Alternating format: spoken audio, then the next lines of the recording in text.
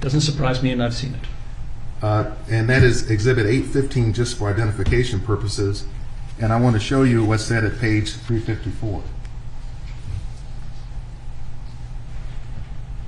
This is taken from Knights.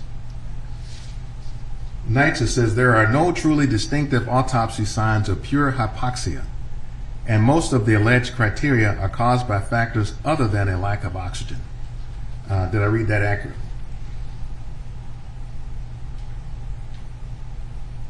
Dr. Fowler? Yeah, I'm just reading it and trying to process it. I apologize. Oh, I'm sorry. No, please. Take your time. Yes, that's what it says.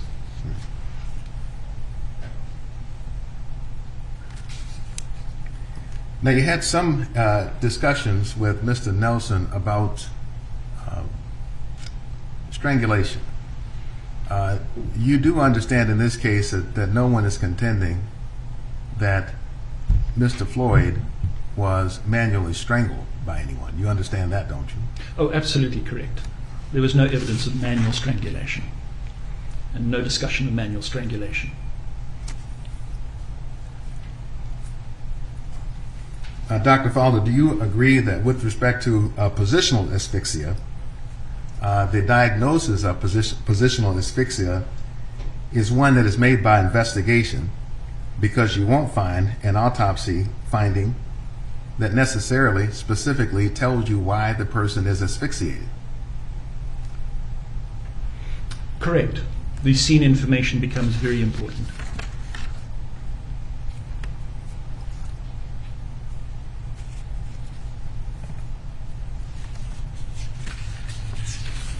Now, you spent quite a bit of time talking about the prone position studies, and I referenced them just a few minutes ago by Chan and others. Let me ask you a couple of other questions just about those studies and to try to correlate them to this case. Is it true, Dr. Fowler, that none of the prone restraint studies that you referred to actually studied subjects who had someone's knee on their neck in the prone position? Is that true? That is true. None of the studies went for as long as 9 minutes and 29 seconds. Is that true? That is true.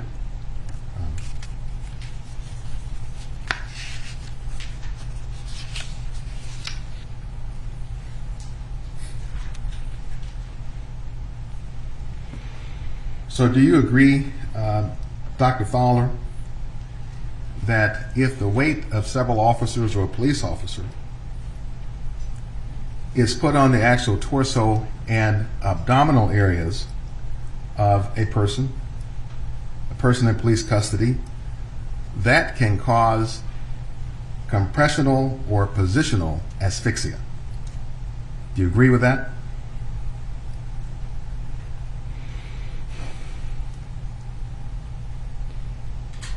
If it exceeds the limits of 225 pounds, as found by multiple studies, then yes, your argument is correct. Could I show Brad Exhibit 808 for identification purposes?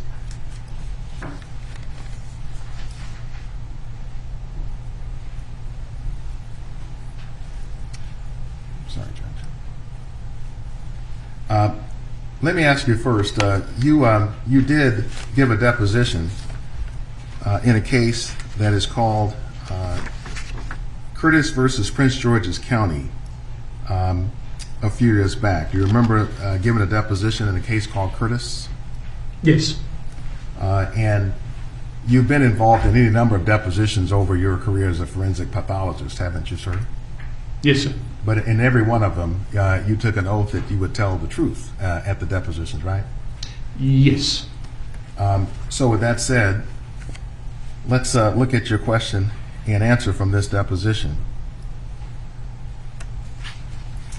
Question: what would it take a police officer to do in that situation to cause compressional or positional asphyxia?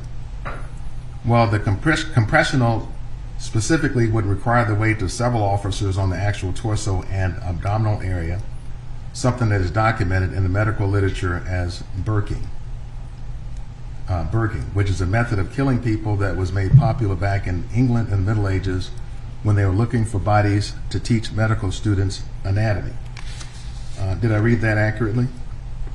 Yes. Can we agree that when you gave the answer to this question, you did not say anything about in excess of 200 pounds or 220 pounds? Is that true?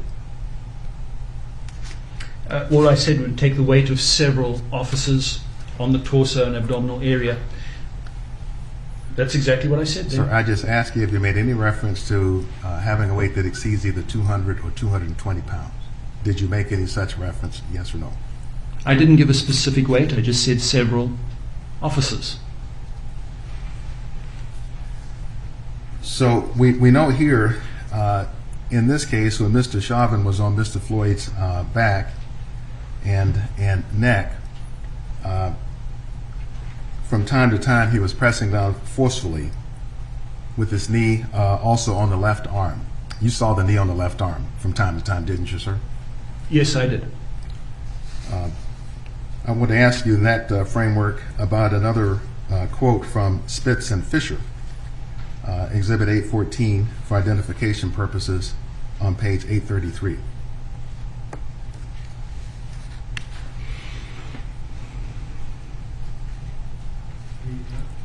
I'm sorry, sir. 833.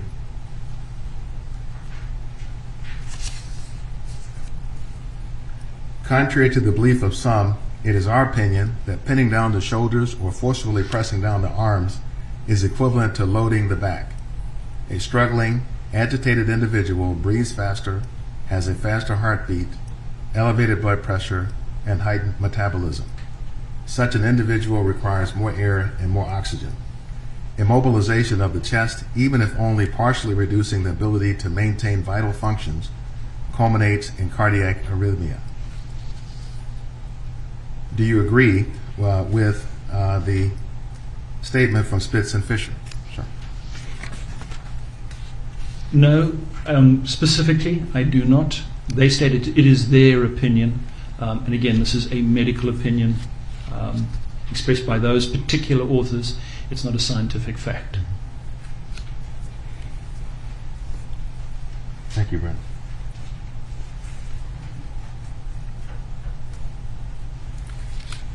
Dr. Fowler, do you agree that with Mr. Floyd in a prone, stomach down position, with Mr. Chauvin applying some pressure to the neck and pressure to the torso in a downward position, that these forces would be symbiotic?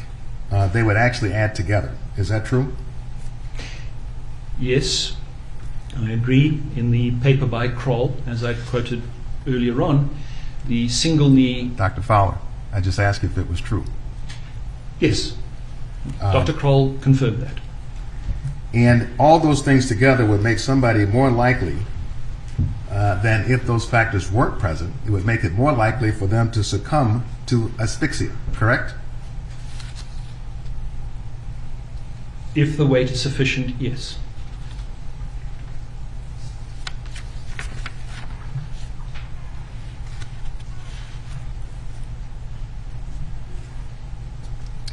You told us, Dr. Fowler, that you had been able to catch some of the testimony at the trial from some of the other medical persons who testified. You didn't see all of it, but you've seen some of it. That is correct, sir, yes. Are you then aware that a number of medical experts and others have testified that Mr. Floyd died primarily to the effects of low oxygen that arose out of Mr. Chauvin's subdual restraint and neck compression? Are you aware that a number of persons have testified about that? Yes, I am.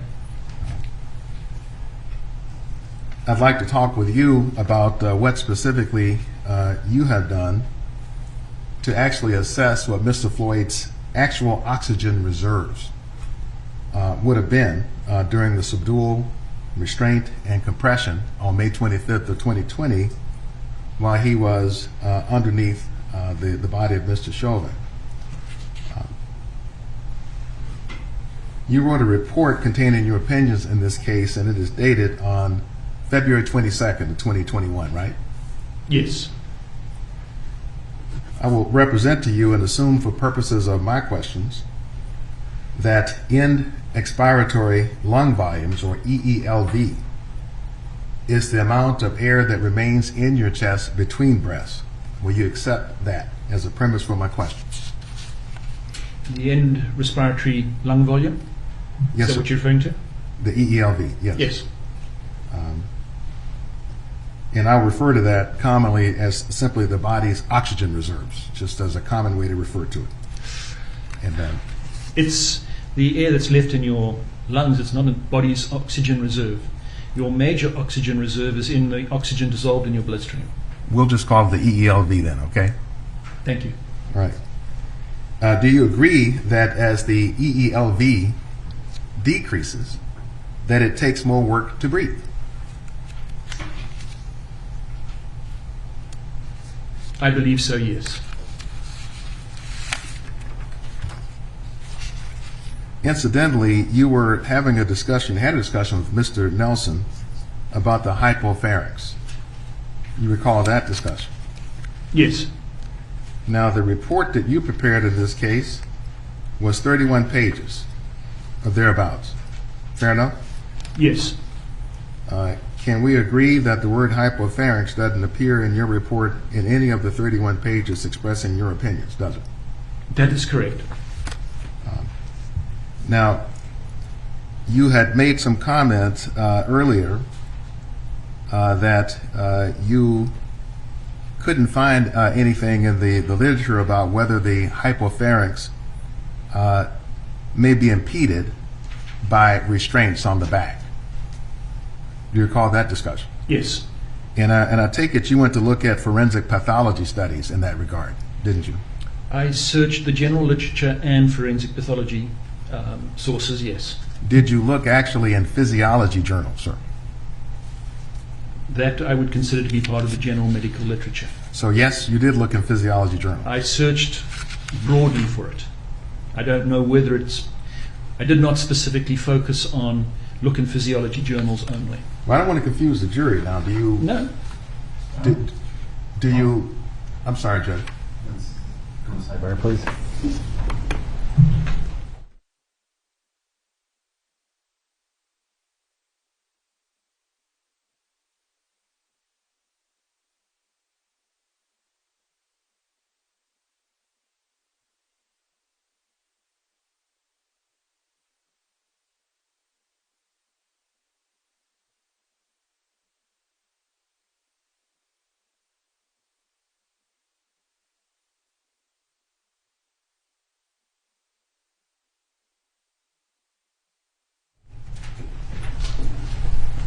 That's right. You can restate the question. Thank you, Your Honor. Dr. Fowler, I was simply trying to get a clear answer, if you can give us one.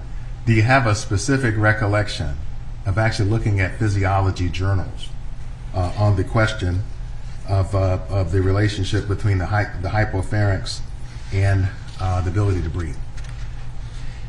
I specifically did a PubMed search, which includes human physiology journals, and nothing came up on my search. So therefore I did not read any physiology journals on this because nothing came up in the search. So, Dr. Fowler, did you calculate quantitatively and include in your report what Mr. Floyd's EELV was while he was sitting on the sidewalk before the subdual and restraint began on the ground? No, I don't believe I did.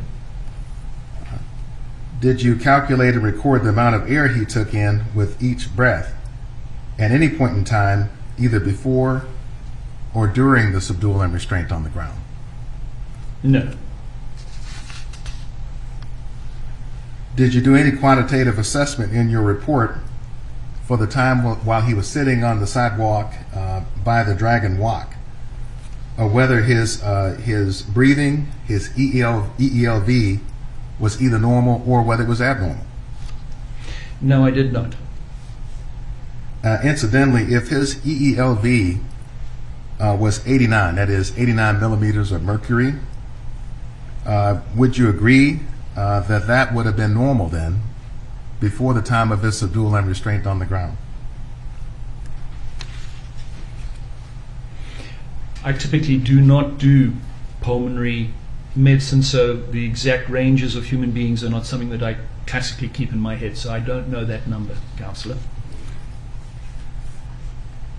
When Mr. Floyd then was laid prone on the street,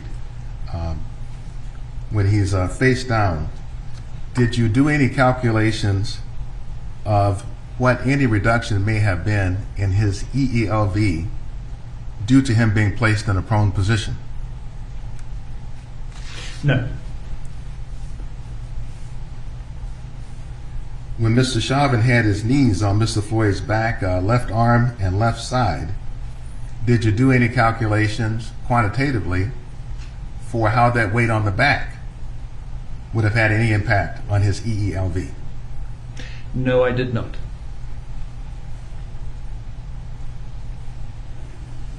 Would you agree with me then that as the EELV goes down, do you agree that as that goes down, it takes more work to breathe? That is my understanding, but I'm not a pulmonary physician. All right, so fair enough. For that, you would defer to a pulmonary physician. For more detail, yes.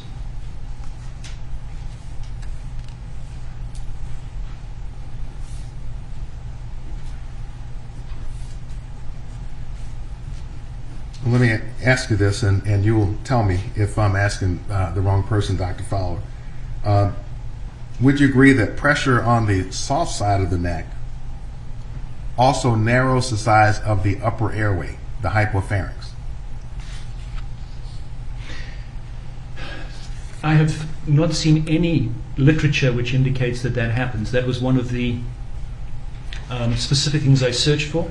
Because you're correct, Councillor, it was not something that was put into the report, because it's not something that I have ever heard of. And so I then went and looked for pressure on the neck causing restriction of the hypopharynx, and my literature search was not fruitful. Thank you, Dr. Fowler. If we might show Exhibit 941 that's already in evidence.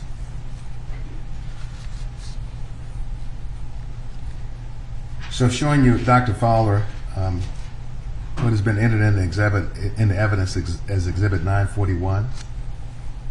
If we look at the left picture, we can see here, and I'll represent you this Mr. Chauvin, who's on top of Mr. Floyd.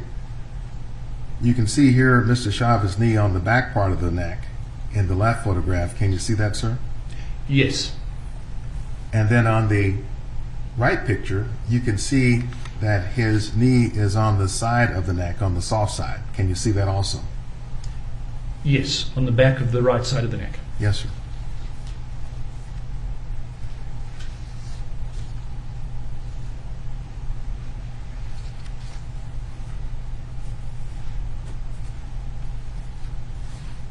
Thank you, Brett.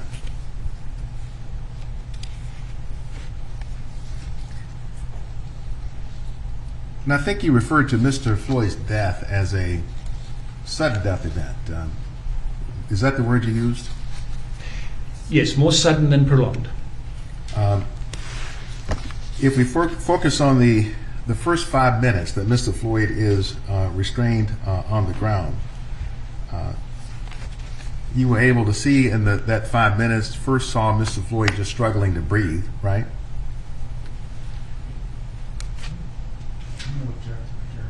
Well, I'll rephrase it, Jan. You could see in the first 5 minutes, or hear that Mr. Floyd was first calling out that he can't breathe. Correct. Mr. Floyd verbalized, "I can't breathe," multiple times. And you then later heard him actually call out for his mother. Yes. And as time passed in that first 5 minutes, you could hear that his voice got thicker and quieter. You could hear that, couldn't you? I did not perceive that, but I'm no better at listening than anybody else is, so anybody can make up their own opinion with regard to that. But to your hearing, you didn't hear any change in Mr. Floyd's voice. Is that what you're saying, sir? Not that I noticed. Did you notice that during the 5 minutes that his words got further apart? Yes, they did. Did you notice that after roughly 4 minutes and 45 seconds that Mr. Floyd went unconscious? Yes. Then did you notice that sometime after 5 minutes he was found not to have had a pulse? Correct. In your report, you refer to this as a sudden death event, but in your report and your findings, you don't record a time, do you, sir, for when the sudden death supposedly occurred, do you? I don't specifically remember doing that. Correct. So if we look at this continuum from hearing George Floyd calling out that he can't breathe to the point that it doesn't have a pulse over that 5 minute time period, is it fair to say that that is what you're referring to as a sudden death? No. All right. Then, all right, I asked you the question about when the sudden death occurred. Where in this spectrum, then, it's okay if you don't know the specific time, but where in this continuum did the sudden death occur from the time he is on the ground saying he can't breathe to the point in time he's found not to have a pulse? Are you able to generally characterize where the sudden death took place? So what you're referring to as a sudden death, and I may well have misinterpreted, I'm referring to as a sudden cardiac arrest. There's a difference between death and cardiac arrest. Cardiac arrest is not absolutely irreversible and not synonymous with a person always passing away.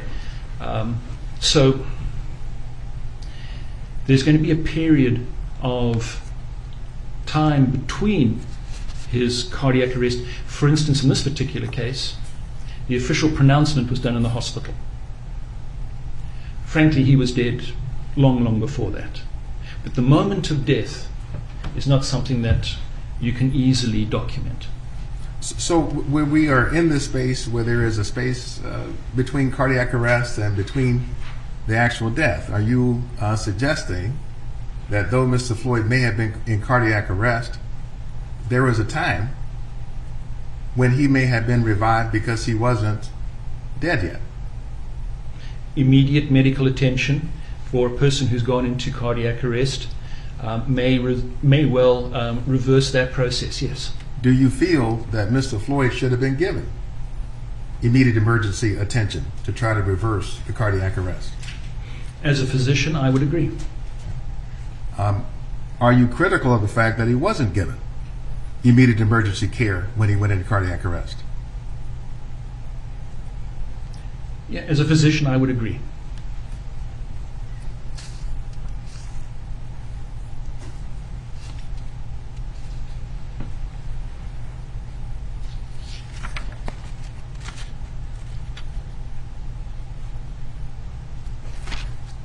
When you were observing the footage of Mr. Floyd after he's gone unconscious, there's a point in time where you see his legs raise up.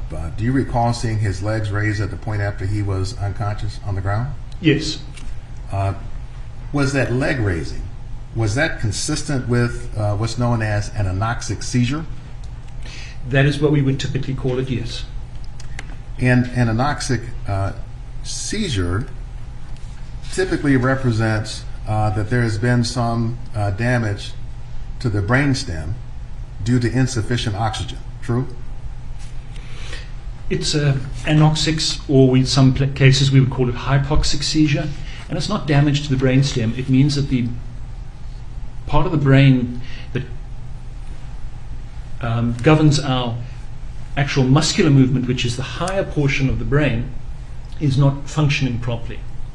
So typically people with seizure disorders who have seizure activity, it's from the motor cortex and not from down at the brainstem. If you've damaged the brainstem at that particular stage, the person is effectively going to be deceased. So, but it's fair to say when we see an anoxic seizure, at the very least, we know that the brain is suffering from insufficient oxygen. Yes. Do you agree that low oxygen in the body, insufficient oxygen, it can cause brain injury, can't it? Absolutely. And it can also result in PEA, pulseless electrical activity, true? True. Now, Mr. Floyd had a PEA, a pulseless electrical activity arrhythmia, when his body was taken away from the scene on May 25th, 2020, didn't he? Correct. Is it true, Dr. Fowler, that the most common cause of a PEA is low oxygen, insufficient oxygen? To the brain? Yes, sir. Yes, which can also be caused by a cardiac standstill. So no oxygen to the brain from either mechanism will cause PEA.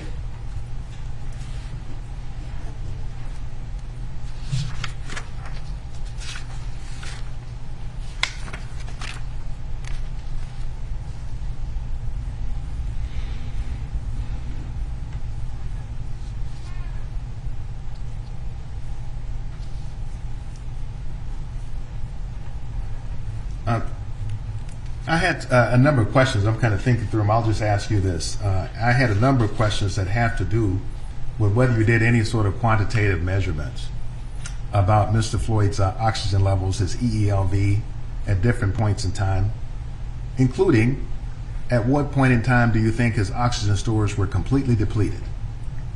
I take it, Dr. Fowler, if I have any questions about quantitative measurements about Mr. Floyd's EELV, those would not have been measurements that you would have undertaken for any reason, right? Correct.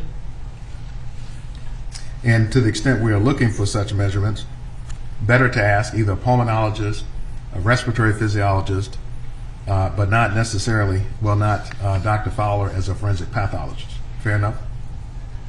Fair enough. Forensic pathologists do not typically look at living people who are breathing.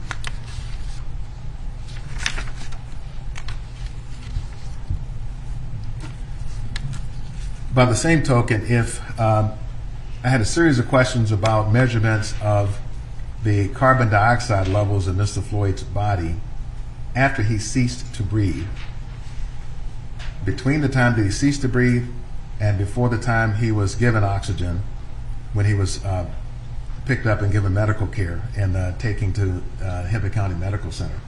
You didn't do any quantitative analysis, did you, as to the carbon dioxide levels in Mr. Floyd's body in between the time he ceased to breathe and then the time he would receive assisted oxygen? No, not specific quantitative analysis, no.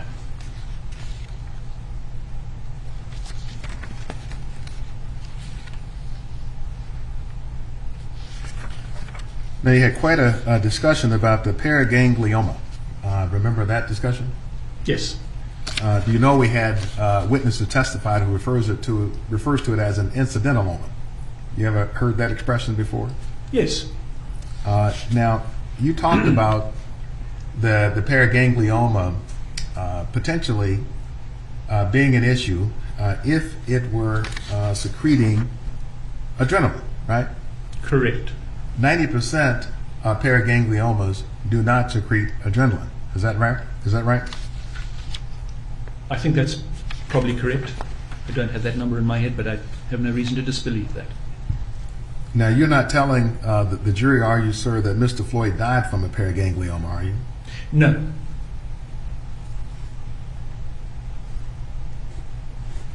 And although Dr. Baker did identify the paraganglioma on autopsy, he didn't perform any test to determine whether it was a secreting tumor, that is, secreting adrenaline, did he?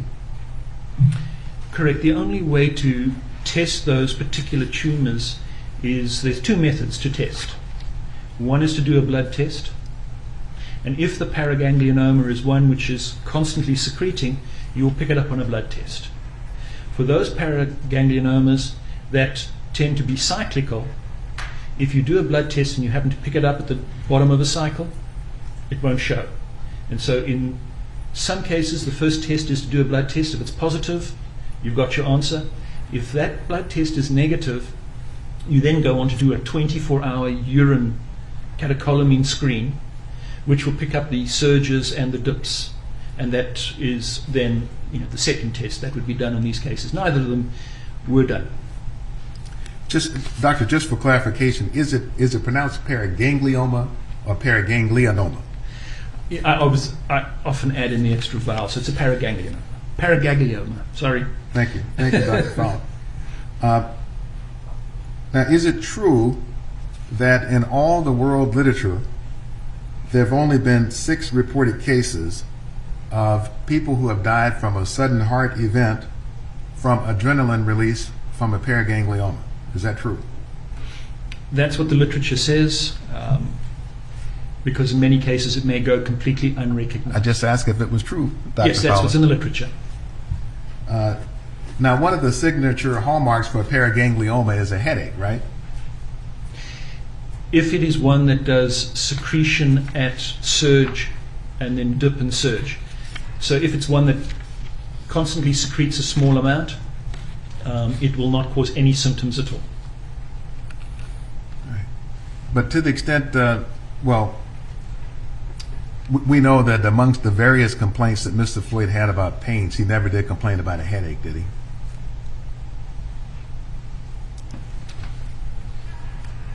I seem to remember one admission where he complained of a headache, but I'm going from memory now, and I am not sure. And here I'm referring to on May 25th of last year. You have a recollection that Mr. Floyd complained of a headache? I know he complained of tooth pain and a few other things, but I can't be sure that he did not complain of a headache. I do not have a clear recollection, Councillor. Right. I won't hold you to that then. Thank you.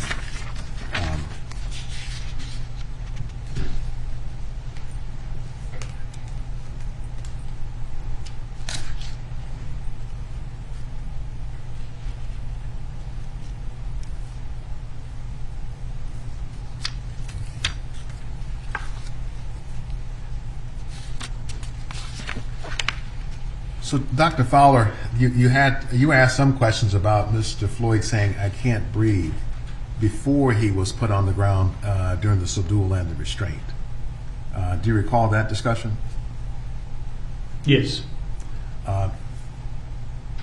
Were you able to see what was happening with Mr. Floyd as they were trying to get him into what's referred to as Squad 320? Yes. Were you aware of whether or not Mr. Floyd was experiencing being choked as he was being put into the back of Squad 320? I did not see a limb around his neck from my recollection. That's not something that I noticed.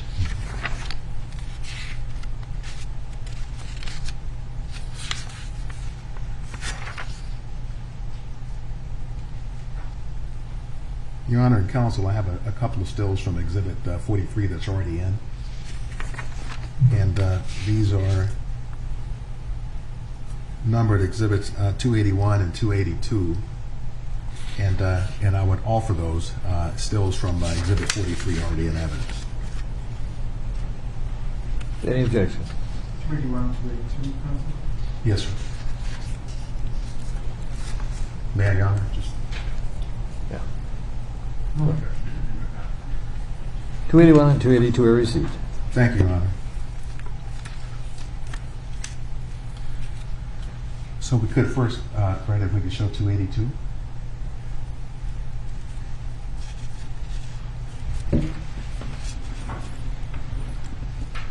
Can you see here in 282, this area? Do you see where I've circled, Dr. Fowler? Yes. And do you see this arm that is around Mr. Floyd's neck? Yes. Do you recognize this person to be Mr. Chauvin? It appears to be yes. And if I could show you 281. I'm sorry, Your Honor, if you could. And here we see the top of Mr. Floyd's face. And then there's a hand here on his neck. Do you see that? Yes.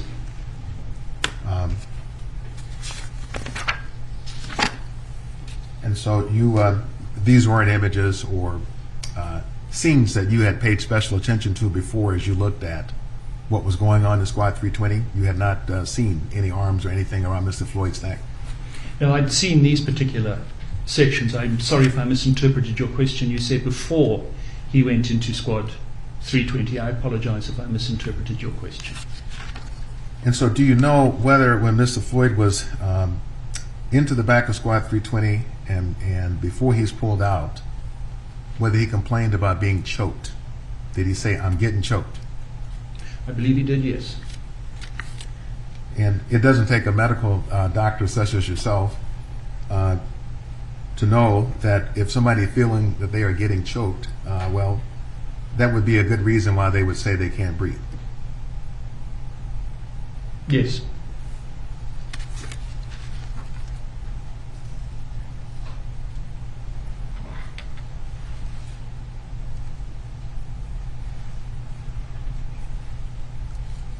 I wanted Dr. Fowler to see if you could just clear up a couple of things for me just in the timeline of what happened with respect to Mr. Floyd and restraint on the ground.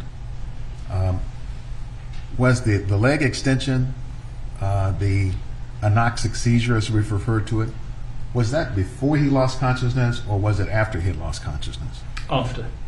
Okay. And did you make a note of when Mr. Floyd's, when was his last vocal sound? Do you remember? Somewhere between a minute, 45 seconds and a minute before, I've got the information written down somewhere, before he went unconscious was about the last time that he actually vocalized.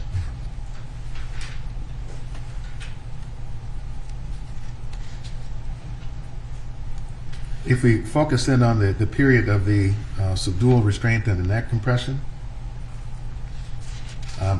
was there ever a time when, during the 9 minutes and 29 seconds, where you saw Mr. Floyd either sleepy, unarousable, or anything that's akin to being in a coma?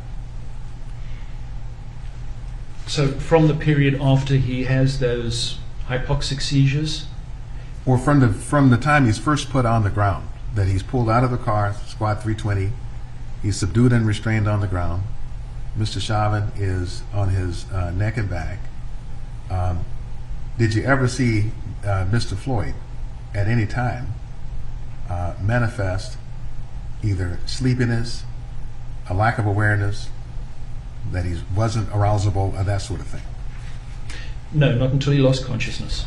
And typically, doctor, when somebody passes away from a fentanyl or opioid overdose, one of the hallmarks of that is that they are very sleepy, and they will tend to be unarousable and pass away in essentially a coma, right? Correct. If they are passing away from fentanyl overdose, that's what happens. And Mr. Floyd was manifesting none of those outward symptoms, was he, on the ground? Correct. It does not exclude the fact that it was still having a depressive effect on his respiratory system. Well, before he lost consciousness, his respiration rate, I think you told us that you agree with Dr. Tobin, was somewhere in the ballpark of 22 breaths a minute, right? Correct. That is normal, isn't it? Yes. If fentanyl was affecting his respiration, then you would expect a respiratory rate that would have been appreciably less than 22 breaths a minute if it's depressing his respiratory system, right? Unless he should have been breathing at 30 at that particular stage because of his exertion and other stressors. And you have no really basis or baseline to suggest that Mr. Floyd should have been breathing at 30 instead of the normal 22, right? A person who is getting short of oxygen to their brain will often increase or usually increase their respiratory rate to more than 30.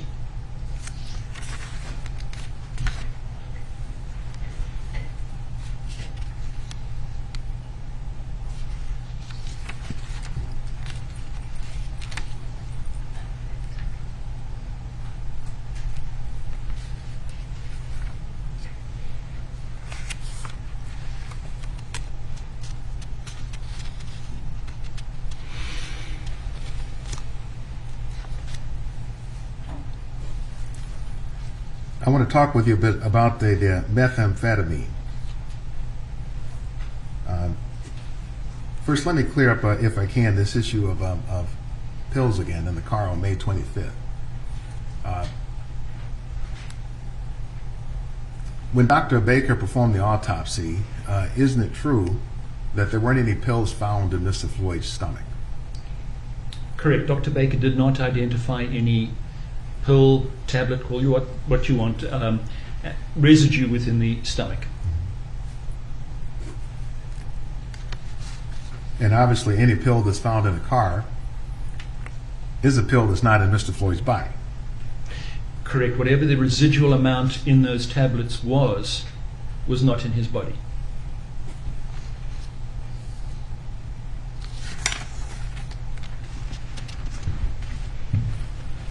Now, I think you made a statement with respect to the methamphetamine that it was not accompanied by a metabolite commonly seen if the meth had been in the system for an appreciable period of time. Yes. And I want to kind of be clear on this.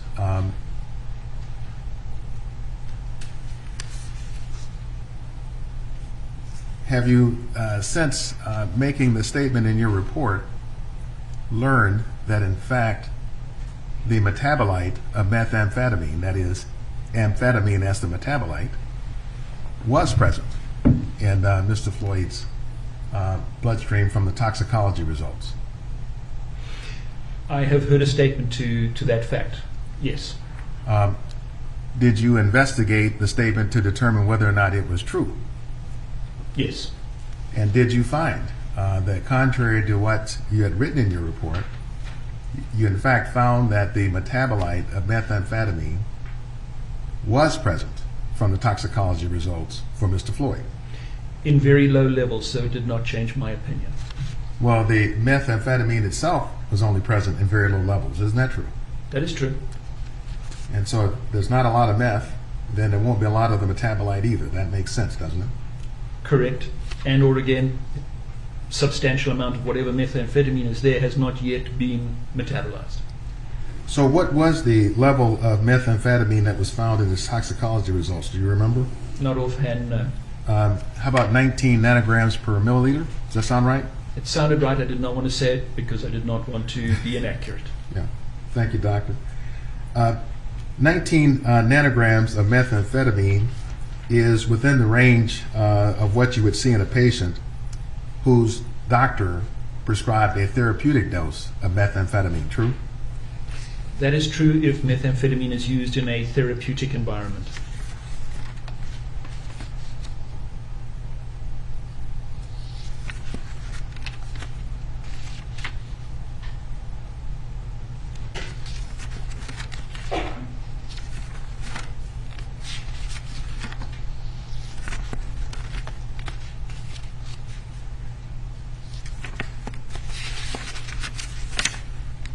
You and I could have just 1 second.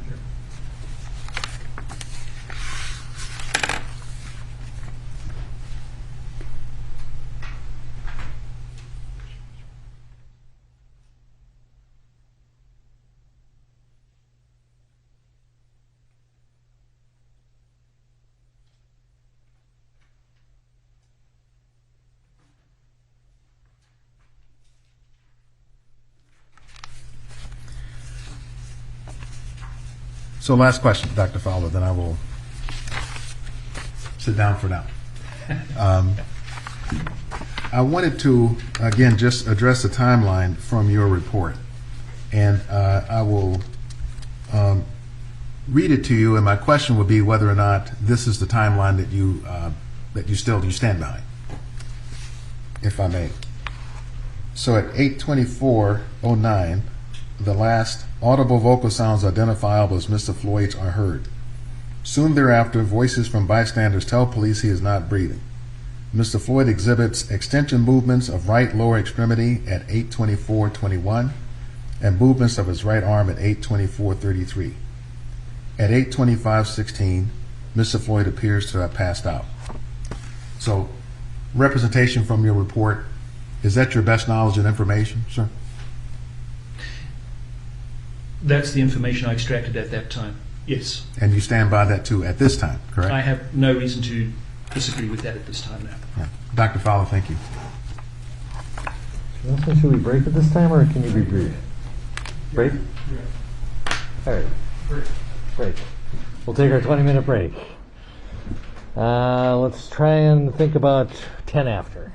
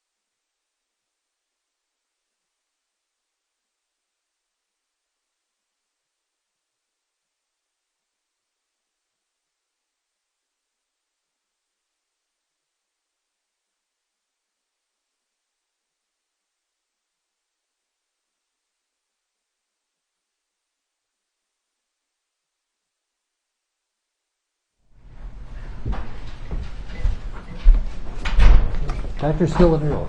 Yeah, come on, guys.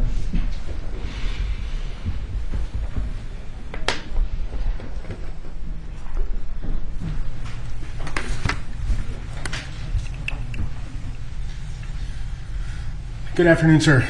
A few follow-up questions, Dr. Fowler. First of all, you were asked a series of questions about the weight of Mr. Chauvin, correct? Yes, And how you obtained that information, correct. and whether you took into consideration the weight of Mr. Chauvin's equipment and body-worn armor and things of that nature. Correct. To your knowledge, have you ever been provided with any actual weights of what a duty belt, its accoutrements, the body armor actually weighs? No. Have you ever, to your knowledge, in the materials that you received, did the state of Minnesota ever conduct any such weighing experiments? None that I saw. And you were asked those questions relevant, would you agree, relevant to the analysis of positional asphyxia, correct? That is my understanding, yes.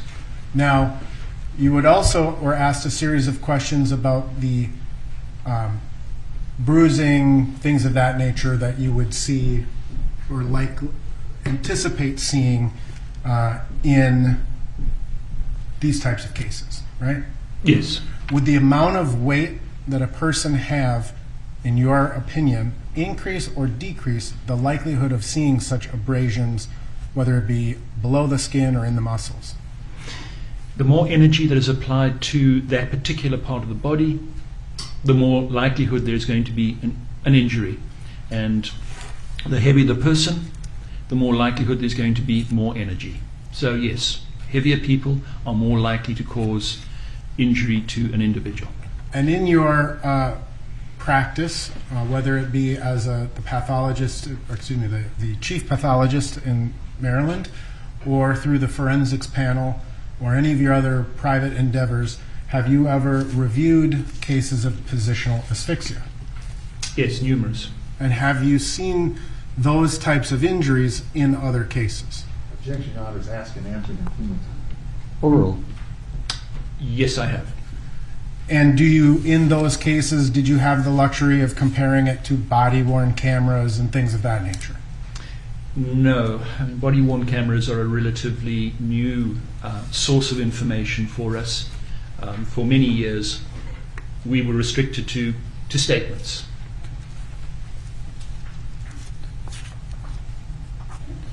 You were asked a series of questions about what type of testing you performed relevant to the CO2. Do you recall those questions? Yes, I do. Okay. You testified that your report was submitted on February 22nd of this year, correct? Correct. Did your report that you prepared include your assessment involving the potential for CO2 or carbon monoxide or carbon dioxide in Mr. Floyd? Yes, it did. Since February 22nd, have you been provided with any tests, experiments, any information that the state of Minnesota did similar types of testing? No, I have not been provided with any such information. But since that time, were you provided with photographs of the bottom of the squad car 320? Yes, I was. Has that been since this trial has started? Yes, it's been within the last couple of days, to the best of my recollection.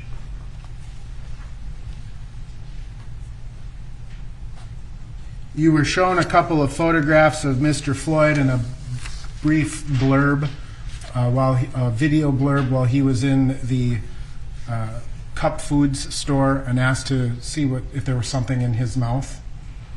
Yes. And can you say that what that was with any specificity in his mouth at that time? No. Can you say that what was in his mouth in Cup Foods was the same object you saw in his mouth in his vehicle when Officer Lane approached him? No. Would you agree that at the drugs that were found in Squad Car 320, to your knowledge, contained Mr. Floyd's DNA? Objection, lady.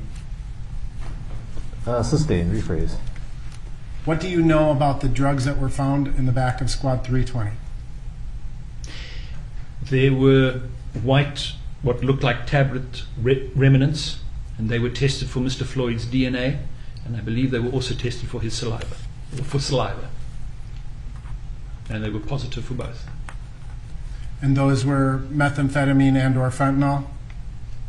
Yes.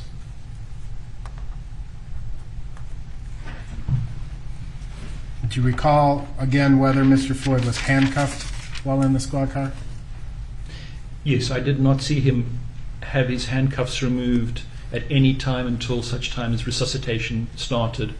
And that's the period all the way from when the handcuffs were first applied to him outside his own vehicle. Immediately in the sort of the door frame of the vehicle? Yes. Prior to that point, at any point, did you see any videotapes of Mr. Floyd going into Squad 320 prior to the police being present? No. No.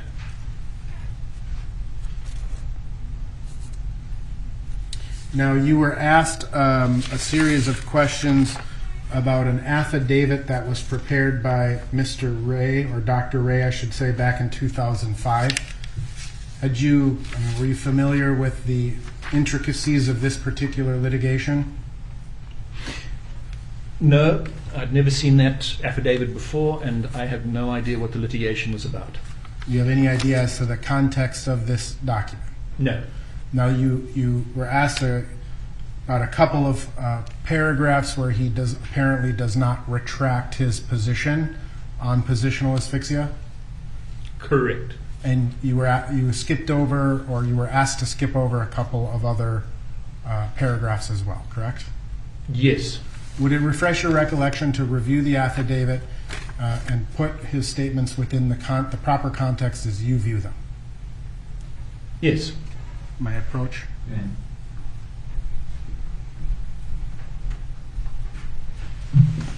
Thank you.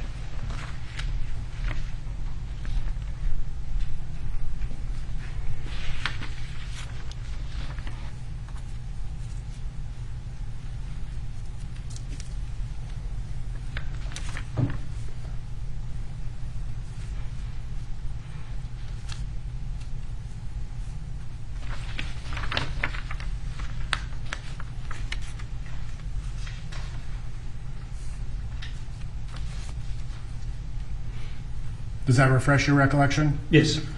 What was the context of those statements?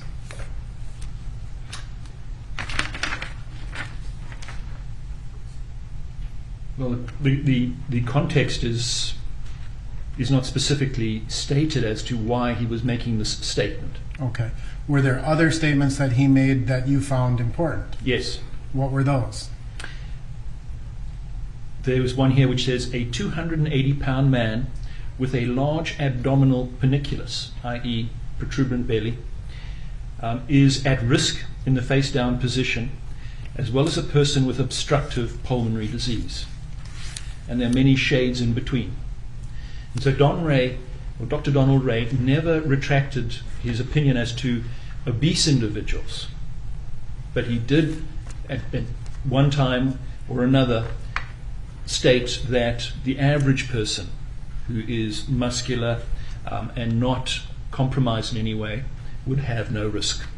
And that was in relation to the Chan studies out of San Francisco? Right. And then if he then goes on to say, not enough is known to say whether or not a method of restraint is free from any potential lethal effects. Basically not enough, no. There wasn't enough information. Correct.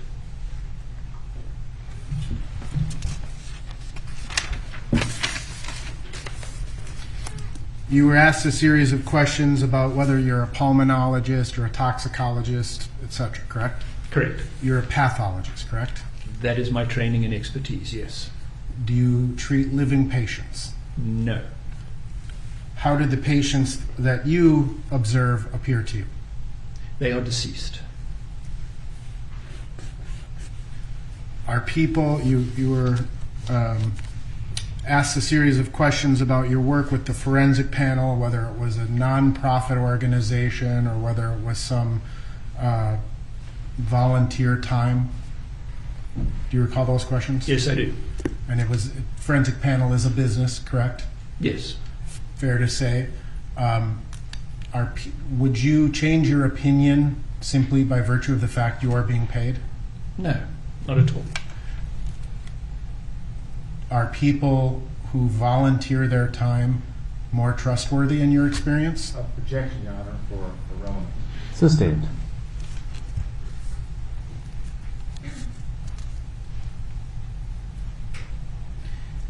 You were asked a series of questions about a 4-minute time period where applying pressure to the neck, maintaining it there for 4 minutes would cause irreversible brain damage. Correct? Remember those? Yes, that was a very specific question. Can you expound on that a little bit more? What types of variables might affect that? Well, basically anything which stops blood getting to the brain for 4 minutes will cause irreversible brain damage. Not just a asphyxial process, but a process where the blood has stopped being pumped to the brain. So if the heart stops circulating blood, stops processing oxygen to the brain, 4 minutes, irreversible brain damage. Yes, well, for whatever reason the brain stops getting oxygen, after 4 minutes, the current medical literature considers that there is a high likelihood of irreversible damage to that brain. Do you recall that question that counsel asked you, specifically relevant to the position of Mr. Floyd or Mr. Chauvin's knee? Yes, he did. Based upon your review of the video in this case, did you observe Mr. Chauvin's knee obstructing the carotid artery of Mr. Floyd? That knee did not obstruct either carotid artery, and even if it had obstructed one, the carotid artery on the other side plus the 2 vertebral arteries would continue to supply the brain with enough blood for it to function. You were also asked a series of questions on cross-examination about traumatic manifestations and the frequency with which you may expect them, correct? Yes. And I believe in this regard you were shown some language out of a Spitz and Fisher book. Yes. When was that Spitz and Fisher book published? I did not see which edition it was. Okay. There have been 5 editions, so that I don't know. And the other thing there was the wording was different. It said often no signs of physical, not usually, which was my recollection of the question. And again, I apologize if I misheard the question. But, So there are cases where you may have a positional asphyxia case that does not show these traumatic manifestations. Agreed? yes, absolutely. Would you agree likewise that there are cases of positional asphyxiation where you do see these traumatic manifestations? Yes. And in your experience with these types of cases, is it common to see bruising, petechia, things of that nature? It is very common.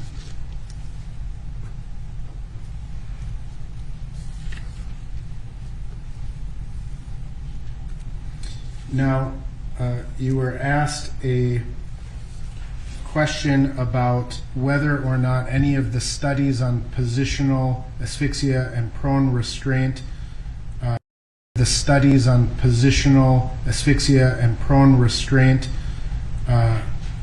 ever reviewed a 9-minute and 29-second time period. Yes, the laboratory studies. Are you familiar with the cardiopulmonary effects of physical restraint in subjects with chronic obstructive pulmonary disease from the Journal of Clinical Forensic Medicine? Yes, I think I have. I believe I read that article. Would it refresh your recollection to just review it briefly? Please. May I approach?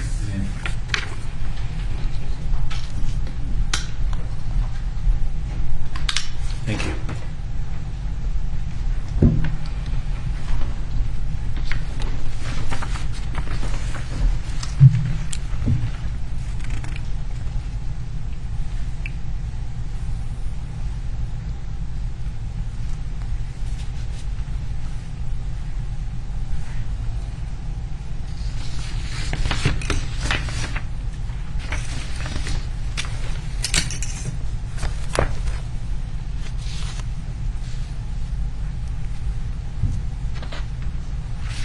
Yes, I believe that I have actually seen this particular paper on individuals with chronic obstructive pulmonary diseases.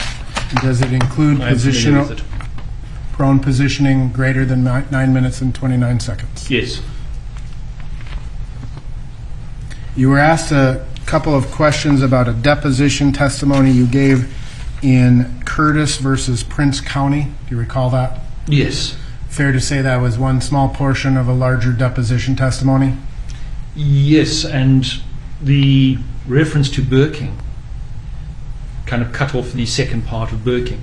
What is burking?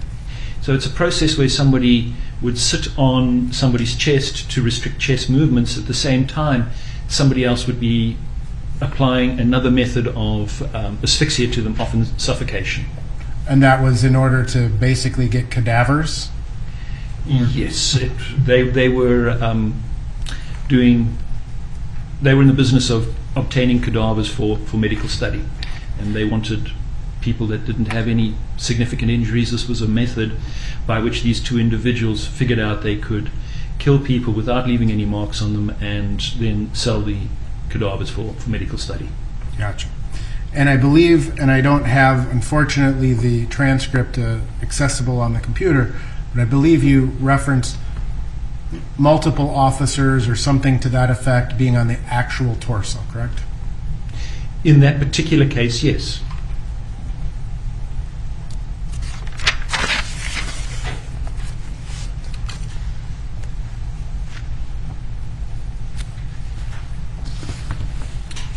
You were asked a series of questions.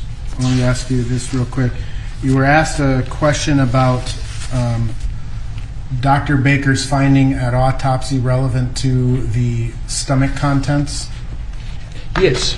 To your knowledge, were the stomach contents ever tested or analyzed for any toxicological substances?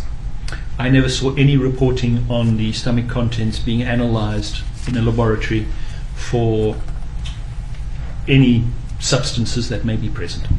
And if Dr. Baker testified that his office maintains those samples for other doctors, other people to review, have you been made aware of any tests that were conducted subsequent to Dr. Baker's autopsy on the stomach contents of Mr. Floyd? I am not aware of any studies that were done on that material. You were asked again a series of questions about EELV, and there was a question about the oxygen reserves. Do you recall generally? Yes. In terms of the oxygen reserves, where in your, based on your experience, are the main oxygen reserve stored? The main oxygen reserve, in my opinion, is within the blood. It's the dissolved oxygen that's already attached to the hemoglobin. And that will continue to circulate around the body for a period of time. What is in the lungs is part of the exchange process. I would not call that an oxygen reserve. Now, in terms of this particular case and the measurements of EELV, were you aware of any pulmonologists or respiratory therapists measuring Mr. Floyd's EELV during the course of this incident? No. There is no evidence that happened, and obviously it's not on the video, so it did not happen. And so any measurement would be theoretical? Yes.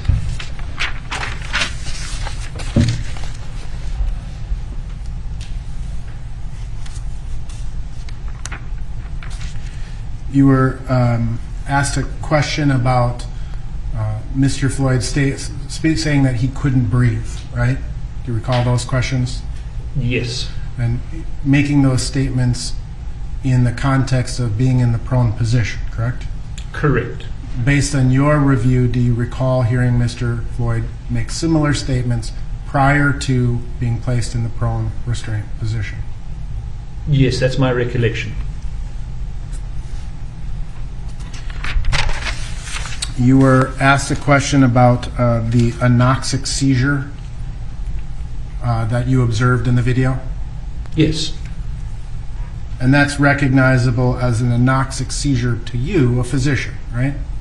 Yes. And a seizure generally involves a pretty significant amount of motion or movement. Objection leading, Your Honor. Rephrase, sustained.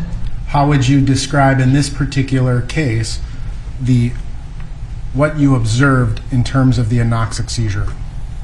A small amount of twitching and or extension of a body part, which is very classical of hypoxic seizures, often commonly described in situations where people have a sudden cardiac event, as well as any other. It's just a situation of the brain not getting enough oxygen, and very different from the grand mal type seizure that you would see in an epileptic, which are much, much more vigorous.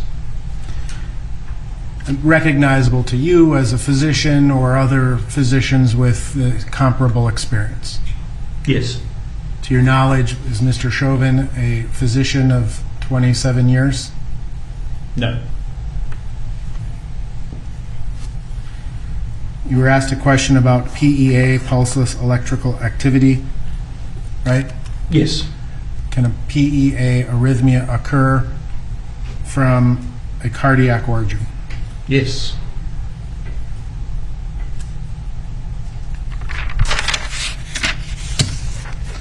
You were asked a second series of questions about EELV measurements in terms of, and again, I understand you're not a pulmonologist, right?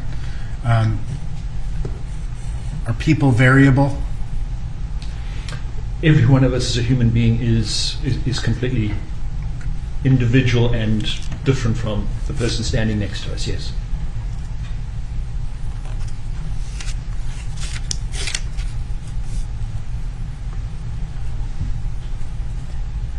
You were asked a series of questions about the paraganglioma Yes. and whether you recalled Mr. Floyd ever saying or complaining of a headache. I recall that question, yes. Do you recall Mr. Floyd saying that everything hurts? Yes. Do you recall him at any time saying his head hurts? I have a recollection of it, but I cannot put my finger on it. It's just in my memory. Paraganglioma, if gone unrecognized, can that cause hypertension? Yes. Specifically if it's one of the forms that does secrete adrenaline.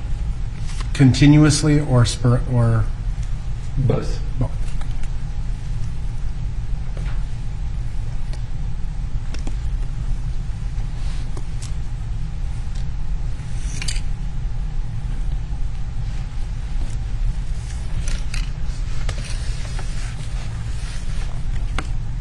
So you were asked a series of questions about. You would agree your agreement that it's important not to mislead the jury, right? Correct. And you were shown a couple of still photographs of time from a body-worn camera where it appeared that Mr. Chauvin had his arm around the neck of Mr. Floyd. In that area, yes. Based upon your recollection, do you know if that was a moment in time during which Mr. Floyd made those comments? I don't have an association of that hold with him making a statement, and I recall it being fairly brief, a brief period that the arm was around the neck. I'd like to show you about a 1-minute portion of Exhibit 43, which is already in evidence. We may publish.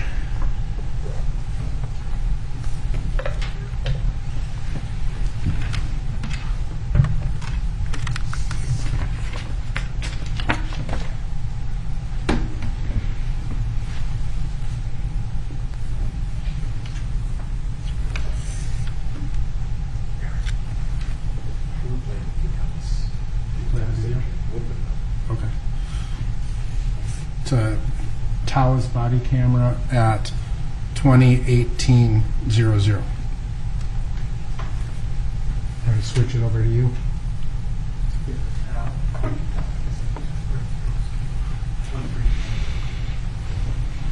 You want cane or towel here? Towel.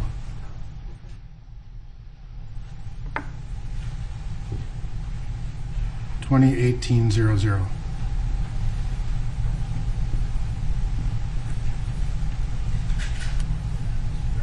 That's fine. Please! Please, mate! Please! No! I can't choke! I can't breathe, Bobby! Please! Do you hear what Mr. Floyd is saying in that second? Yes. Do you see where he's located in the squad car? He's closest to the sidewalk at that particular stage, yes.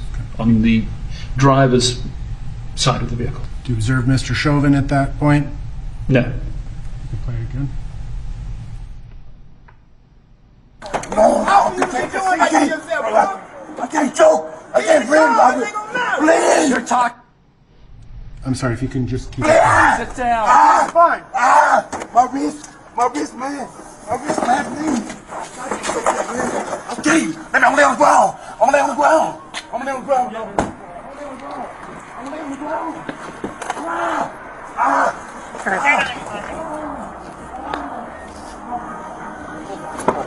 I'm going down! I'm going down! I'm going down! I'm not gonna run, man! Right. I know I can't breathe! I can't breathe! You're talking and you're not oxygen to not can't breathe. I just had COVID, man! I can't breathe! Okay. Do you observe that in that instance? Yes. Did it appear to you that Mr. Chauvin had a tight, firm grip around Mr. Floyd's neck? No, actually it looked very loose, and the hand was actually gripping the back of the neck in this sort of spinal column area with a considerable gap in the front. Thank you, Doctor. I have no further questions. Any further, Mr. Blackwell? Yes, Your Honor.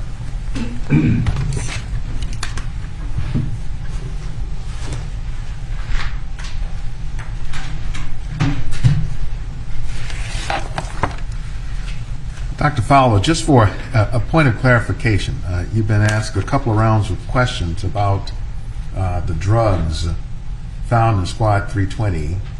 To be clear, what we're talking about is one pill, right? I cannot recall if it's one or two, but it was one of those two numbers, yes. One partially dissolved pill, right? I thought it was two, but I stand corrected, Councillor. And in the back of Squad 320, you didn't see any footage of Mr. Floyd spitting a pill out, did you?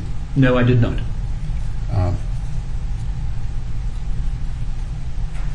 Now, you asked questions about the measurements of the EELV, and I think you arrived at the conclusion with Mr. Nelson that there could have been theoretical measurements made.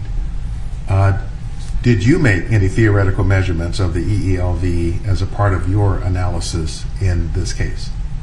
No, I did not. I want to ask you about, again, the 9 minutes and 29 seconds. The last 9 minutes and 29 seconds of Mr. Floyd's life during the subdual and the restraint. To be sure I understand your testimony. So if we focus just on the period of time when Mr. Floyd is on the ground, the subdual, the restraint, and the neck compression, can you tell us whether it is your opinion as to whether or not Mr. Chauvin's actions played any role in the death of Mr. Floyd during the subdual, restraint, and compression on the ground? Objection, Your Honor. Sustained. Can you tell us whether it's your view that Mr. Floyd's passing after the 9 minutes and 29 seconds was coincidental and unrelated to the subdual and restraint on the ground? Objection, Your Honor. Sustained.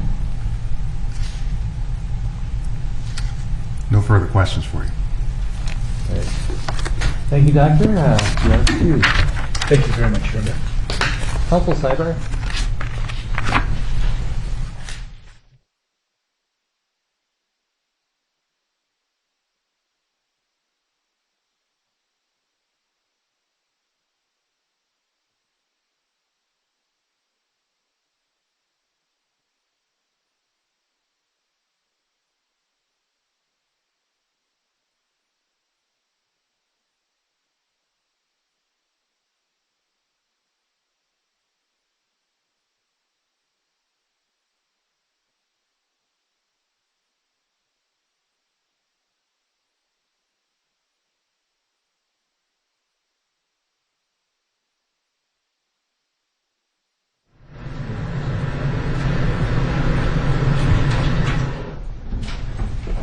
And members of the jury, just checking on how long the next witness would take.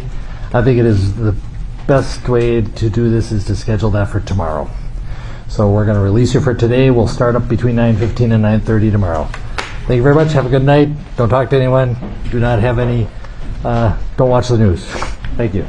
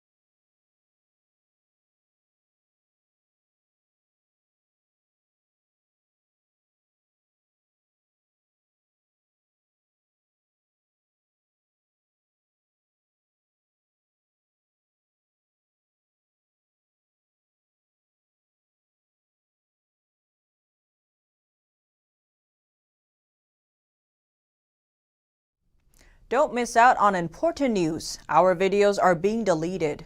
So if you don't want to be cut off from honest news, take a moment to sign up for our newsletter at newsletter.ntd.com so you don't lose access to NTD. Go to newsletter.ntd.com to sign up for our evening newsletter.